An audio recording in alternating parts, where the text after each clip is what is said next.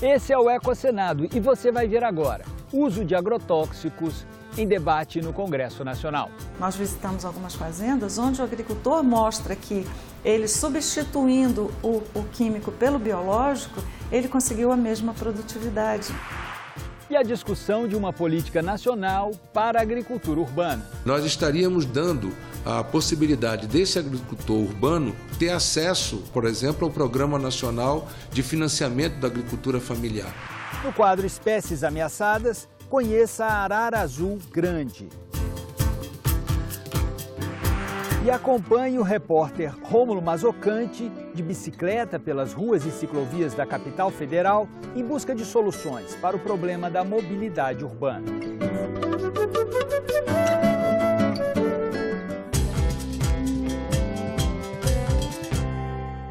Um projeto de lei que busca flexibilizar a regulação do uso de agrotóxicos em nosso país traz para o Congresso Nacional um debate extremamente polêmico. O emprego de produtos proibidos em outros países por serem considerados venenosos nas lavouras brasileiras. Acompanhe agora na reportagem de Andréa Alves.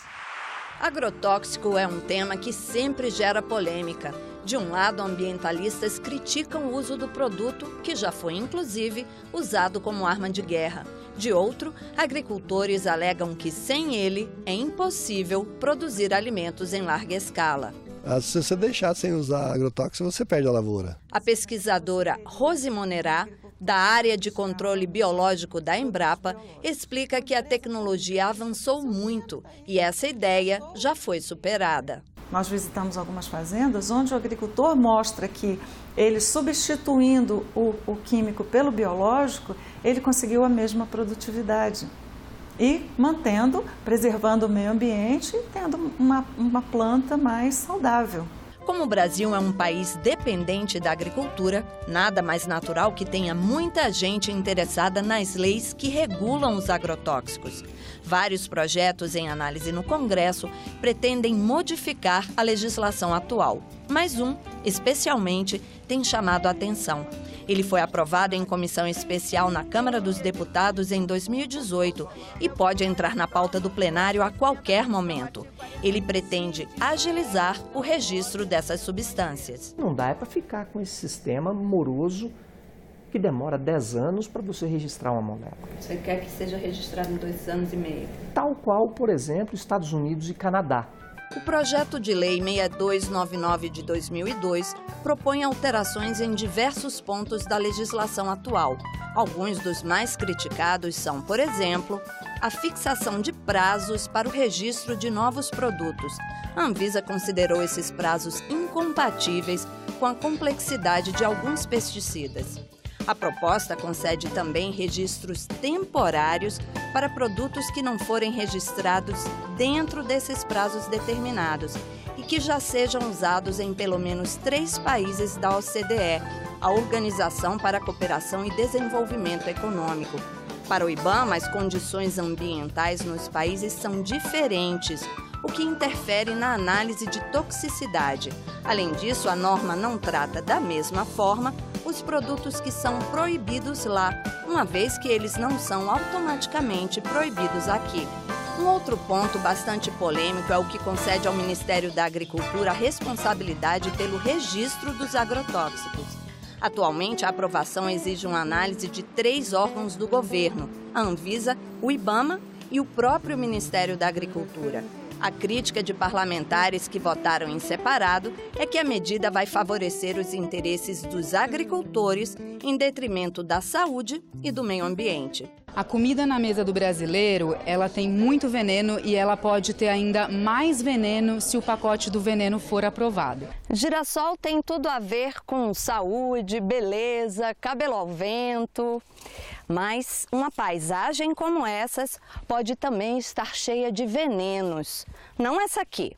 A gente veio nessa plantação de girassóis em Unai, Minas Gerais, onde todo o manejo feito é biológico. Nada de agrotóxicos por aqui.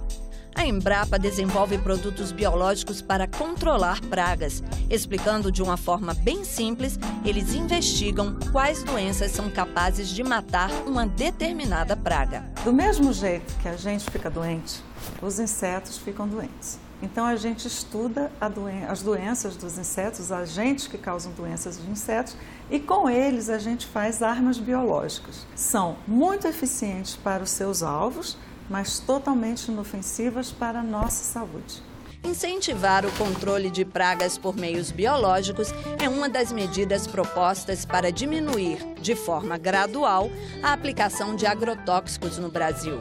E é exatamente esse o objetivo de outro projeto aprovado também em comissão especial na Câmara dos Deputados em dezembro e que também está pronto para ser votado em plenário. Ele estabelece a Política Nacional para a Redução do Uso de Agrotóxicos, como uma forma estratégica de proteger a agricultura do país. A química, os fertilizantes, os agrotóxicos utilizado na agricultura também tem uma responsabilidade muito grande da emissão de gases de efeito estufa.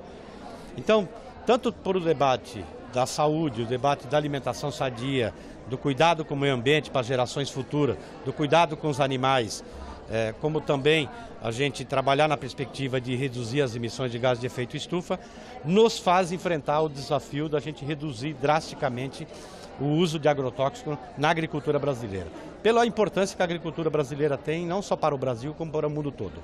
O objetivo nos agrada. O método que está sendo colocado dentro do Pinara, não. Por quê?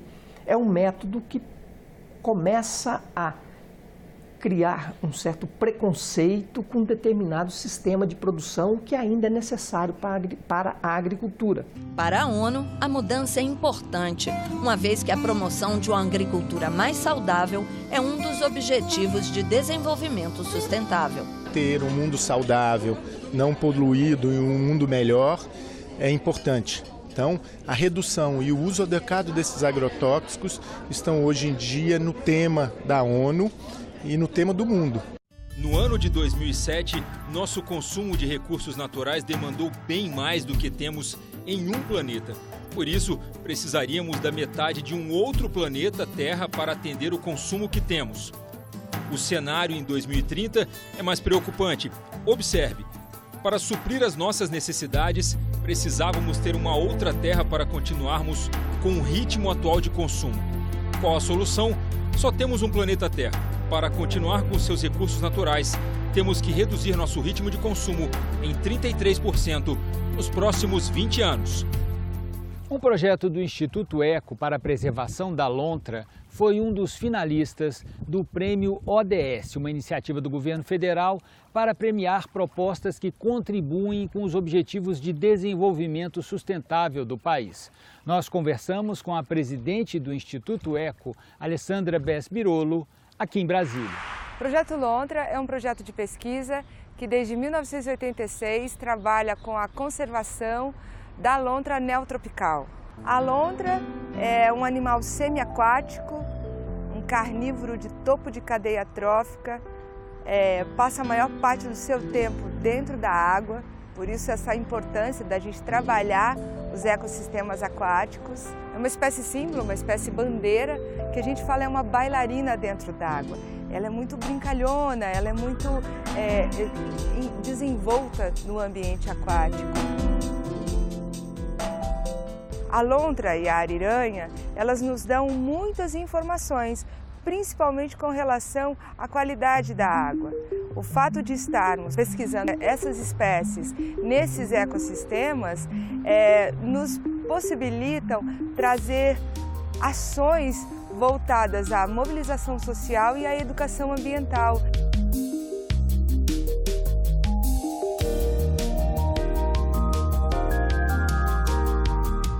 A lontra da minha vida como pesquisadora me ensinou muitas coisas. Uma delas foi escutar o silêncio quando a gente está nesses ambientes. porque hoje a vida é tão corrida, a gente precisa sair atrás de tantas coisas, e quando a gente está ali nas nossas expedições científicas, no rio, nos mangues, nas lagoas, no mar, a gente vê a amplitude da natureza, a gente vê o quanto a natureza ela tem o seu poder. E a lontra, ela tem esse poder da gente se interiorizar e trabalhar realmente numa ação efetiva de proteção. Eu me sinto protegida agora pela lontra e pela família dela.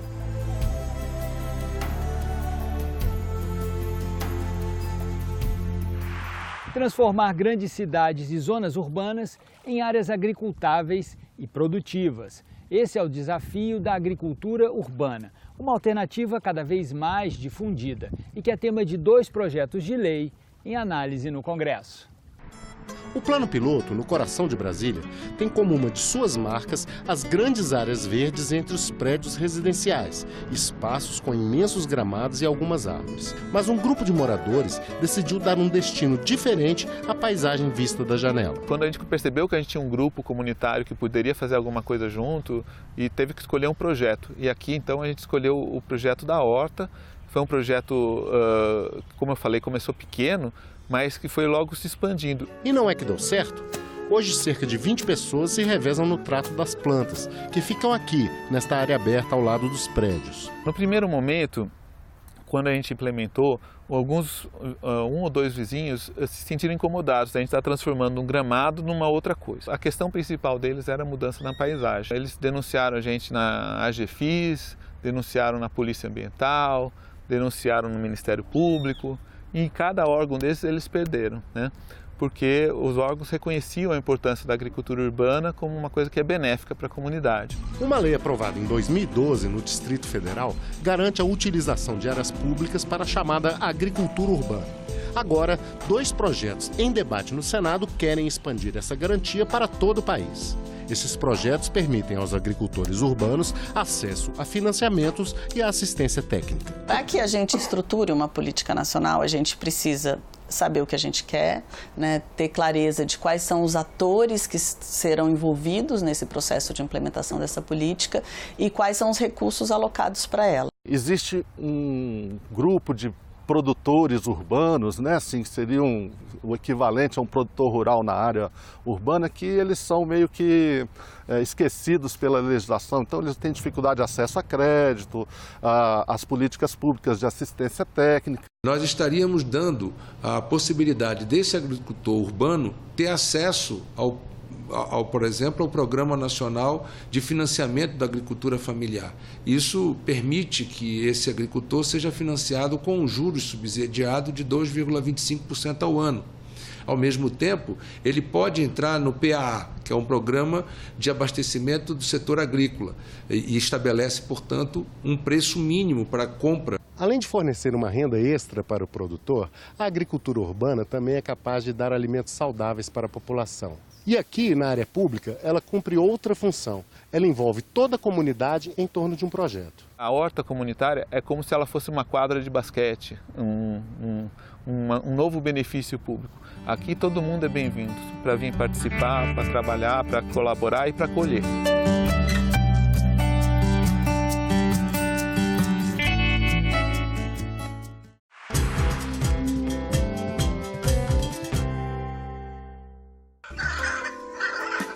Ela pode ser avistada no Cerrado, no Pantanal e na floresta amazônica, apesar de ainda vulnerável. Há 30 anos, a população da arara azul grande, ou simplesmente a arara azul, foi estimada em apenas 2.500 indivíduos. Mas em 2014, com a criação de reservas ecológicas e o combate ao comércio ilegal, a espécie saiu da lista de animais em extinção.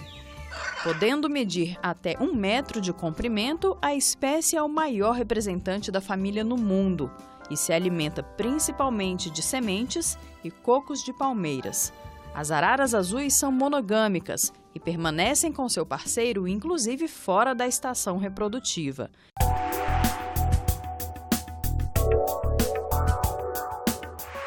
As inscrições estão abertas para os interessados em participar do 17º Encontro Latino-Americano de Geógrafos. O evento acontece de 10 a 12 de abril em Quito, no Equador. Palestrantes e participantes podem se inscrever até o dia 15 de março e as taxas de inscrição variam de 60 a 150 dólares. Mais informações pelo endereço eletrônico egal2019@puc.edu.sc.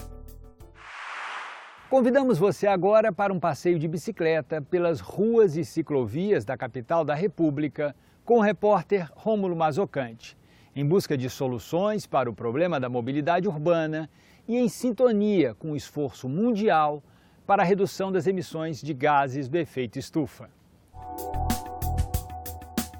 Deixar o carro em casa e pedalar até o trabalho. Além de ser bom para a saúde, é bom para o meio ambiente. Mas pode haver dificuldades nesse caminho. Hoje, nós vamos conferir quais são elas. Vem comigo!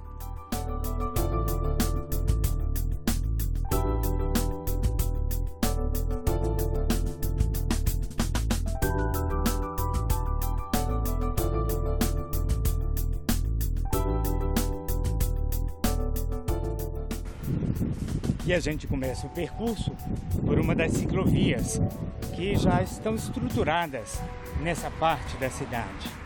Vamos lá?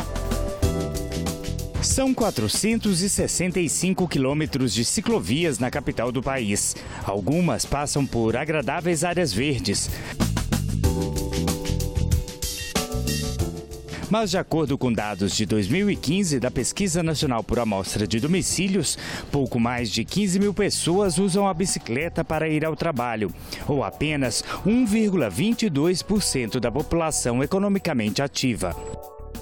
Pelo percurso, a gente encontra partes da ciclovia deterioradas e com buracos. E aqui, a gente chega ao final da ciclovia. De agora em diante, vamos ver o que nos espera.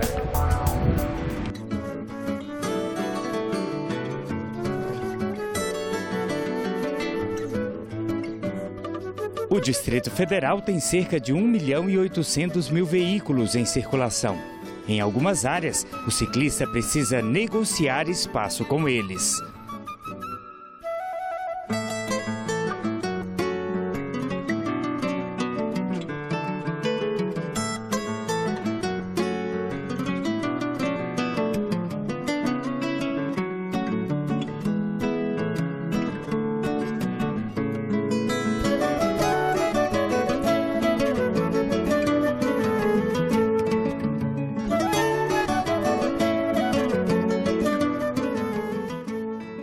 Quatro quilômetros depois, chegamos ao Senado. E nós vamos conversar agora com a Karen Casmaia, do Núcleo de Ações Socioambientais do Senado Federal. Ela vai nos explicar o que está preparado aqui para receber os ciclistas. Como vai, Karen?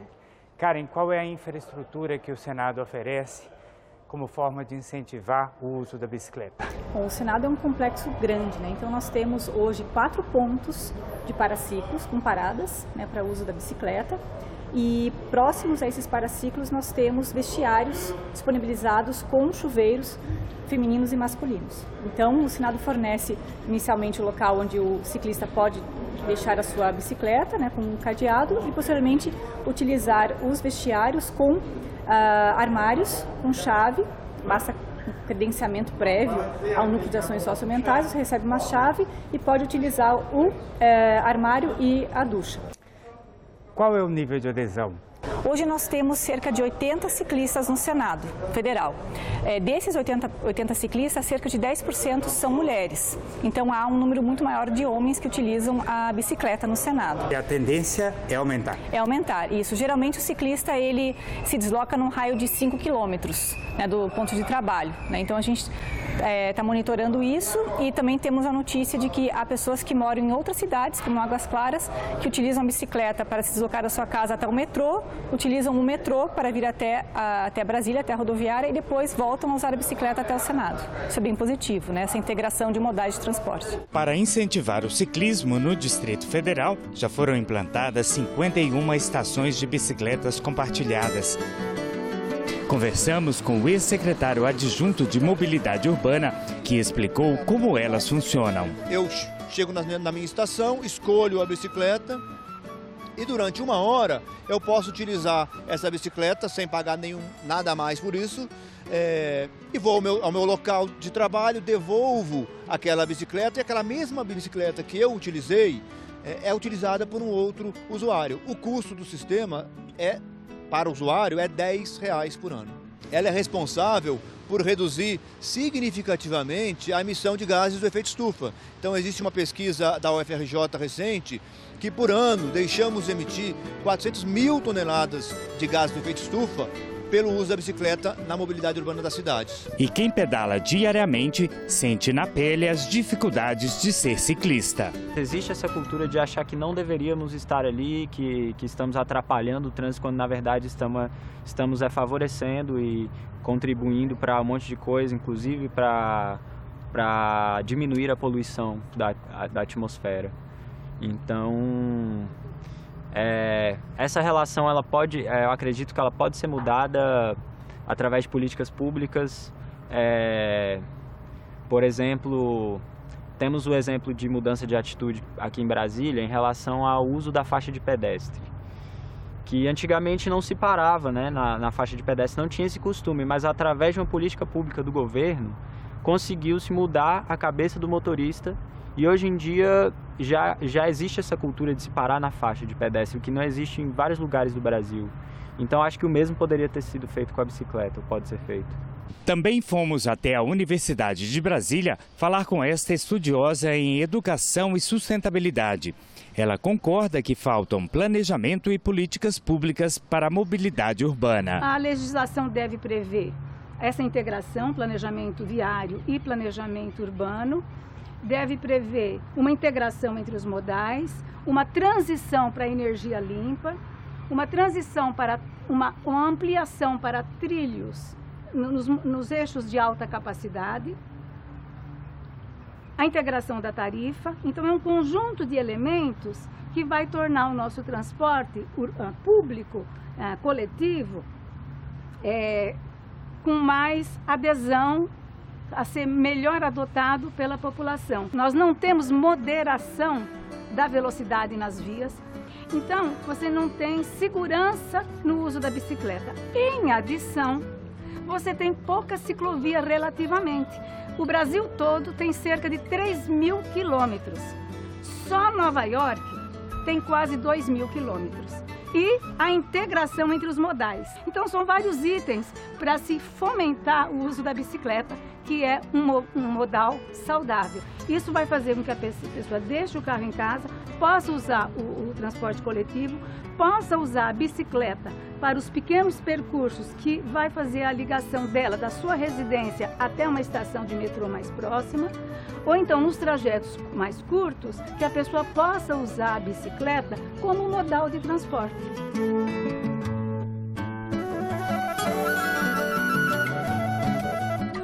Esse foi o Ecosenado. Entre em contato com a gente pelo telefone 0800 61 2211 ou pela internet no endereço www.senado.leg.br/TV.